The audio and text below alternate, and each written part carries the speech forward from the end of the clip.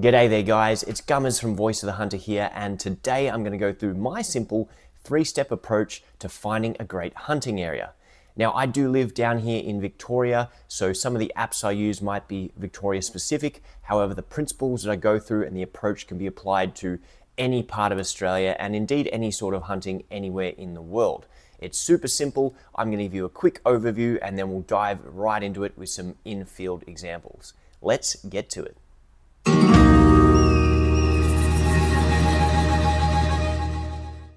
Step number 1 is to use an app like More to Explore or the government-based MapShare website to find where you're legally allowed to hunt. That's a really important thing, to make sure you're not on private property, you're not in a national park, you're basically in an area where you are allowed to hunt. Pretty much all of our state forests are open to hunting, and some of our national parks are open seasonally to deer hunting. So you want to make sure that you're in the right season. Now, I actually prefer using the desktop-based maps because they change seasonally. For example, on your More to Explore app, if you're on your phone, Lake Eildon National Park is going to show up as somewhere you can hunt every single day of the year. However, it is closed to hunting seasonally. You don't want to be in the national park out of season. You'll get in lots of trouble if you're caught. So I like the desktop version because it basically turns off the areas where you can't hunt when the season deactivates. And it also has a lot more detail on it. Definitely worth knowing. Now, once I've found an area that I want to hunt and explore, what I'll do is jump over to Google Earth, where I can actually do some e-scouting or digital scouting and go and look at the terrain. That way I'm going to find where I can park my car, where I can walk in, areas that are going to look like if I was a deer, I would go and hang out, areas where if I was a deer, I would probably go and hide. So you can use the enhanced maps and terrain features on Google Earth to get a closer look of where you want to hunt and then plan out your hunt. One little bonus tip here, whenever you're looking at an area, try and find down the bottom of the image when that image was taken. There's been a dozen times where I thought, this looks like a great area, and then I go and find out that it was logged 3 years ago, and when I get there, I'm looking at 12 feet of regrowth. So not a good area to try and stalk into. So it's always worth going down the bottom and checking how recent the photos were taken. As of the end of 2023, there's no more state forest logging in Victoria, so a lot of the maps will show recent areas where logging has taken place, but this is happening at least 2, getting on 3 years now, so the images aren't always up to date.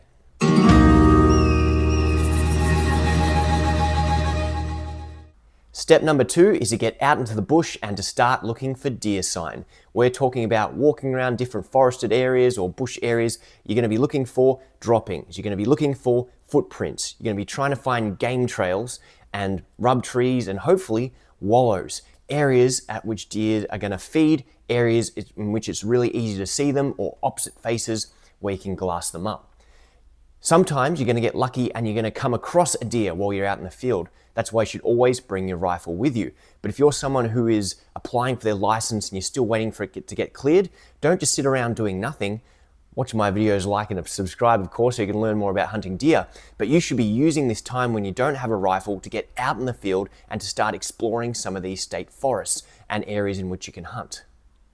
Now, when you're exploring an area, of course, you're looking for deer sign, but you're also scoping out the terrain.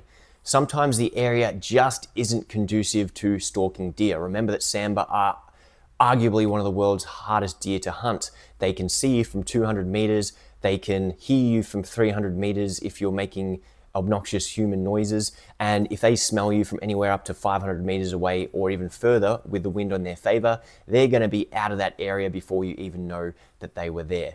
Completely oblivious to the fact that deer might have been only a few minutes ahead of you. So you need to make sure that the terrain is to your advantage. You're looking at where you might be able to find them out in the open, where they're going to come down to feed, and making sure you're not trying to walk through these areas when the leaves are like cornflakes or there's that much debris around that you snap sticks every 10 seconds. You've really got to scope out the terrain and go, is this area worth hunting? Is it worth coming back to in winter when it's a little bit more wet and the leaves aren't going to be as crunchy? Or is this area just going to be one that we miss altogether? Now, while you're out on your reconnaissance mission, hopefully you're going to come across game trails, hopefully you're going to find feeding areas or bedding areas, more importantly, wallows if we're hunting a big stag. At this point, you want to bust out your trail camera, whack it up on a tree, and try and get a scout for what's going through the area. You can only be there for a certain amount of time each day or throughout the week. However, a trail camera is going to work for you 24/7 if you have a quality one. So set up a trail camera or 2 or 3 or as many as you can afford to put up in an area, and that is gonna help maximize the chance you find a deer when you're not around. As I mentioned slightly earlier, it's always worth taking your rifle on these exploratory missions. There's been several instances where I've pulled up at a designating parking area, I've walked 200 to 300 meters into the forest, and I have come across a deer and either taken the shot and got one for the freezer, or I've let them walk because it wasn't what I was after. But if you have your rifle, never ever go into the bush without your rifle if you have one. The number one way to guarantee that you'll see a big 30-incher is to leave your rifle in the car. That's the only way they magically appear almost every single time. But in terms of the exploration mission, if you can turn that into a hunt, that's always part of the fun. I'm always going to advocate for, if you've got your license, whenever you explore a new area, always take that rifle with you.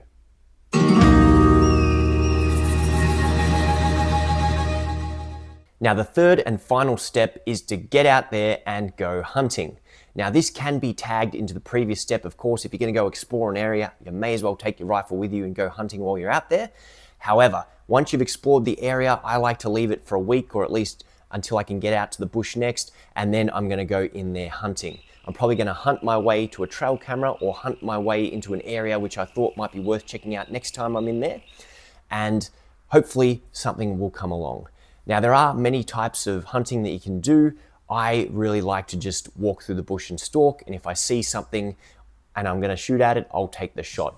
I'm not a big sit and wait kind of person, which might be a bit contradictory to my other video and what I've said, but you've got to find the type of hunting that works for you. If you like to find good areas, then sit and wait, you'll have a lot of success. If you're like me, you got mild ADHD and you just cannot sit still, especially in the bush, you just want to go out and explore, then walk around. Yeah, you're probably going to bump a few more deer and put them up, but that's all part of the fun. Now, when you're out hunting, one of 3 things is going to happen. You're either not going to see or hear anything or have any encounter with deer whatsoever. You're either going to see or put up something and get honked and have them bust off and not get a chance to fire a shot, or you're going to encounter deer, which you make up your mind whether you're going to let them walk or you're going to take the shot. Sometimes you've got all the time in the world because you see them well before they see you, or they may be oblivious to the fact that you're there. Other times you're going to be bashing and crashing through. You'll get a honk and one will stop and take a look at you, and bang, all over Red Rover. So you've got to be prepared. The more time you spend out in the bush, the more you will get reinforced in all the necessary skills. The more you hunt, I'd like to say the easier it gets, the more you learn, but Samba will always surprise you, and you can never say you've truly mastered them, because every time you think you've got it nailed down, they'll throw you a curveball or outsmart you in a new way. But it's just awesome getting out there. So go out and hunt as much as you can. I'm a big fan of trying the same area over and over and over until I get successful. And that might have been what was missed in my previous video. If you haven't watched that one about staying still or staying in the same place versus moving around a lot, I think a lot of people missed the true intention of that video. It didn't mean if you find this tree and there's droppings at it, stay by that tree every single time. No, I meant stay within the same general area. If I'm going to go hunt Wombat State Forest, for example, and I go and explore it, and then I put some cameras out and I find deer, I'm going to go hunt that same spot weekend after weekend until I'm successful. I'm not going to go, yeah, Wombat State Forest. I tried that once and there was no deer there. So then I went up to this state forest, and then I saw a deer, but I didn't hunt one, so that area is no good. So now I'm going to drive 2 hours over to Gippsland here, and I'm going to try over there. You're just going to burn a lot of fuel, and you're never going to really get to know an area. It's really worth spending lots of time in the same area, working out the patterns, working out how you go about it. Some of my first videos were where I went to the same location 3 times in a row. I had encounters on the first 2 and finally got a deer on the deck the 3rd time. It's all about learning the area. It's all about putting yourself in the right place at the right time. Now, before we wrap it up, I want to give you a couple of other little hints and tips. First and foremost, it took me somewhere between 13 and 16 attempts, hunting trips, going out and looking for Samba before I got my first hind. If you go out for 1 or 2 or 3 hunts and you don't see any deer, don't give up. It doesn't mean that you're a bad hunter. It doesn't mean that there's no deer around. It just means you weren't in the right place at the right time. If you're hearing deer, if you're seeing deer, if you're getting honked, you're getting closer and closer. But don't lose heart, don't give up. Some people take years to get their first deer. Other people get them on the first trip. It's just how it goes sometimes. But for me, I get obsessed with things. I get really into them. I went out on, as I said, 13 to 16 hunting trips over about a 4-month period before I finally got one. And when I got it, it was all worth it. I'm telling you that now. The second tip is that deer are pretty much everywhere. If you use the More to Explore app and get the hunting overlays, whatever area is zoned for sambar deer, there are gonna be deer there. I guarantee you that. And it's not that they don't move in and out of areas. It's not that they don't become nocturnal when there's lots of hunting pressure, or they do aerial culls or ground shooting in certain areas. There are a whole bunch of different factors that affect the deer. But the point I'm getting at is you've got to use the terrain to your advantage. You could look at a big state forest that has, I don't even know the measurements here, 100,000 hectares, right? There are gonna be thousands of different spots you could go into. There's gonna be hundreds of different gullies and trails and things you can walk. You wanna try and find the ones that are to your advantage. If it looks too thick and you're really having trouble with the terrain, just get out, drive somewhere else, try and come back in at a different spot. You don't want to be trying to beat the deer at their own game. They will see you, hear you, smell you a mile away. So if you can't get in and out cleanly and quietly, just find an area where you can. Now, my third and final tip is a little theory that I have, and that is that hinds, especially if they have calves, don't really venture too far from their feeding areas. Yeah, during the off season, the stags will climb up the mountains and hang up there, but the hinds are gonna be pretty much feeding on the farm fringe or down the bottom in the gullies where there's nice feed most of the time. And they're not gonna wanna walk too far from where they're bedded to get their feed. So what they're gonna do if they're feeding, or you're finding them right on sundown, they're walking along the edge of farm fringes, or they're coming down, they're probably going to be going down the hill, up the hill, down the hill, up the hill, and they're probably just going to be going within 300 to 500 meters of that feeding area. So any area that you're exploring, just draw a big 300 to 500 meter radius around, and then look for spots where they might bed, or spots with really thick cover where they're going to see you or hear you well before you can get to them. You don't have to go far to get deer.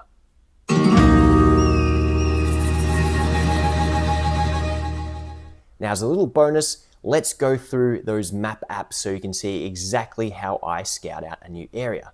We're going to start with the MapShare app, and that's a website, mapshare.vic.gov.au, and that's going to allow me to get the same More to Explore overlays so I can see the hunting areas. So if we have a look down here, we've got the More to Explore button on the little toolbar as the layers.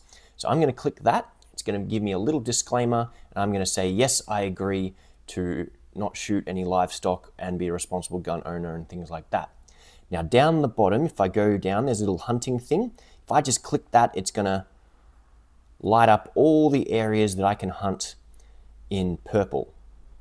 So I'll zoom in on one so we can see around about the Castlemaine area. We've got these patches of purple, and that's like a generic hunting area thing. What we're going to do is expand this hunting area thing, click the hunting area. This is saying duck hunting areas. Now, as a default, almost everything overlaps. However, we're going to click sambar deer. If you want to try the other deer, it'll just change the color. Again, pretty much everything is a default. But what we've got here now, if I zoom out on the map, we can see that all over Victoria, there's a number of different areas that change color. There are also areas which may have previously been hunting areas, particularly around Warburton, but they've been cancelled for whatever reason.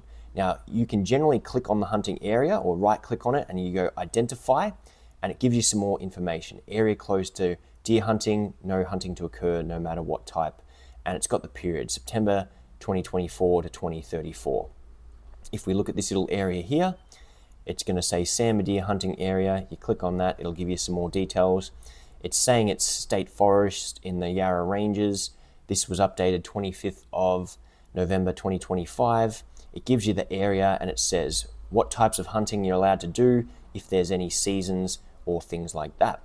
The other benefit of using this app here is I can click this Vic cartography map and go Vic map overlay. So now I'm basically using the Google Earth image to be able to see these areas here. So this is where the exploring begins. I might go, okay, well, I'm living in Melbourne, but there's nowhere to hunt. Where can I go to hunt? So I can see out past Gisborne Way, there's a bunch of different areas here. And this is where it's really advantageous to do your scanning. So I know if I was a deer, I would be looking at some farm fringes and going, yep, that looks like a paddock full of nice places to eat here. And then I can retreat back into the forest. So I might actually go back to this more to explore layer. And I'm just going to turn the hunting on and then off again. That way I can kind of explore the area a bit better. So apologies to whoever owns this farm here, because I'm about to send 3,000 hunters from Melbourne to your property here. But just looking around here, so I'm going, if I was a deer, I'm looking for areas in which I can eat. And we can see that basically whenever there's paddocks, deer love paddocks. They don't like getting shot at by farmers, but the farmers are never going to get all of them. So all of these areas surrounding this forest, could be north side, could be south side, there's going to be deer all throughout these hills. It's just a matter of where I go. So what I would do is make a little short list of the name of the forest that I'm looking at. Nolan's Creek. I think this is Wombat State Forest. I do believe they're about to change some of the zoning here. So I think while you still can hunt, it might be changing relatively soon. So make sure you check this before you go hunting after watching this video, because I do believe it's meant to change its zoning at some point. I've even got my No More Great Forest National Park shirt on. Unfortunately, they did a deal on Wombat before that, but we've got this area. There's all these farm fringe spots I can find, and I'll just turn the map off so I can get a closer look at the terrain there, because the purple overlay can make it a little bit difficult. So I might say, okay, well, if I'm gonna pick this area, because there's lots of farm fringe, there's not a great deal of access for the public, which might make it a little bit harder. There's plenty of hills. I could make this a 10-minute video and go through everything. I'll do that another time. But let's just say we decide to hunt in this little area because there's a road nearby.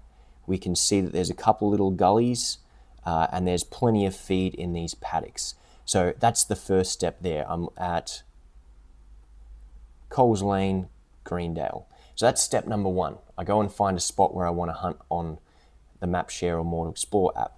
Now I jump over to Google Earth and I'm just going to type in Greendale. Isn't that where Postman Pat lives? So here we go. We got Greendale and we're pretty much on that same little area. Now what's great about Google Earth is it gives you the ability to change your heading, change your tilt, and get a better idea of the topography and the terrain you're going to be looking at. So here's our little area, Dow's Creek. And yeah, sometimes I didn't even notice there was a creek before because it didn't say anything about that. We've got a B track and Greendale Road. So that looks pretty much like the same area. So we've got a creek, which is going to be a good little water source here